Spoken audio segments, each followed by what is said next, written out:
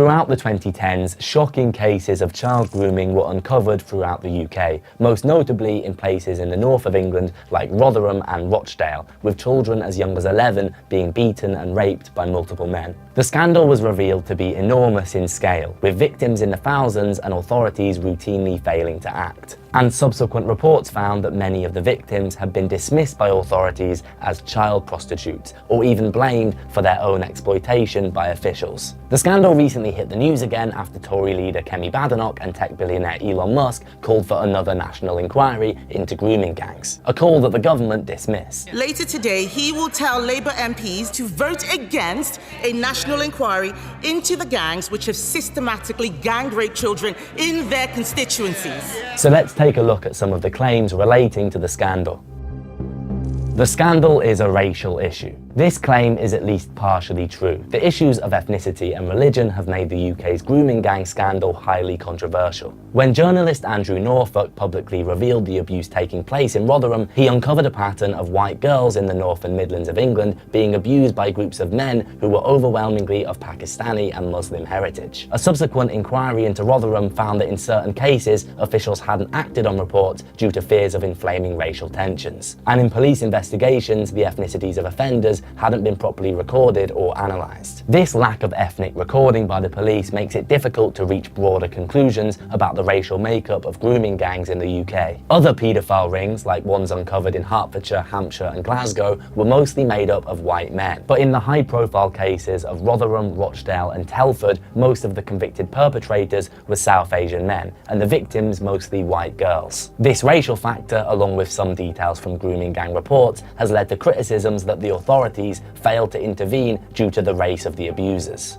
This claim is also true, based on reports into grooming gangs, although it's not the sole reason behind the lack of proper investigation. When Alexis J led her report into Rotherham grooming gangs in 2014, she interviewed council staff who described themselves as being anxious about identifying the ethnic origins of perpetrators for fear of being considered racist. Another review found that a chief inspector in Rotherham had told a missing child's father, "With it being Asians, we can't afford for this to be coming out." And in Telford, an inquiry found clear evidence that children being abused by men of Southern Asian heritage had been ignored by authorities, which emboldened the offenders. Other reports have pointed towards different bases for inaction, including victim blaming, misogyny, and classism. They found that authorities consistently disbelieved the accounts of young victims, many of whom were living in social care. In one instance, a victim's case was dropped by the CPS despite strong evidence of rape on the grounds that she wouldn't appear reliable or credible in court. Alexis J noted that the police had shown a lack of respect for victims, deeming them undesirables, unworthy of police protection. Because of the enormous scale of the scandal, it's difficult to find the biggest reason behind the authorities' initial failure to intervene and prosecute. But various reports have signalled that fear of racial tensions did play a part. And thanks to police, counsel and prosecution reforms over the last 15 years, more and more grooming gangs have been convicted in trials across the country, putting scores of offenders in jail.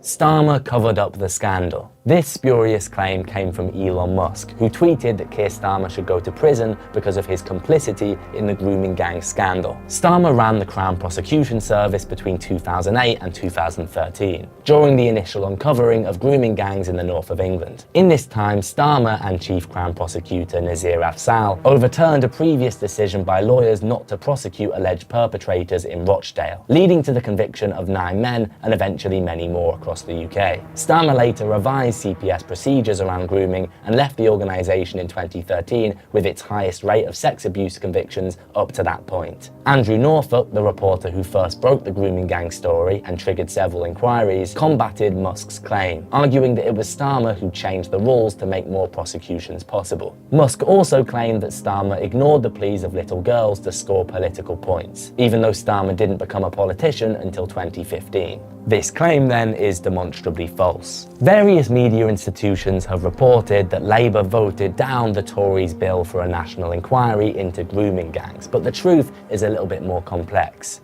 Labour had been attempting to pass the Children's Wellbeing and Schools Bill, which aims to protect vulnerable children by tightening rules on homeschooling and also includes other measures like free primary school breakfasts. The Tories added an amendment to include a national inquiry into grooming gangs, which would have killed the bill if it had passed. And this has led Labour MPs to accuse the Tories of political opportunism.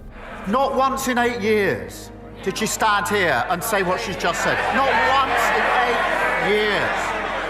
They didn't act on the recommendations. They want a national inquiry. We had a national inquiry, the J inquiry, the J report. 20 recommendations, not a single one implemented. Labour voted down the Tories' amendment, claiming that they are focused on implementing the recommendations of Alexis Jay's inquiry rather than launching another.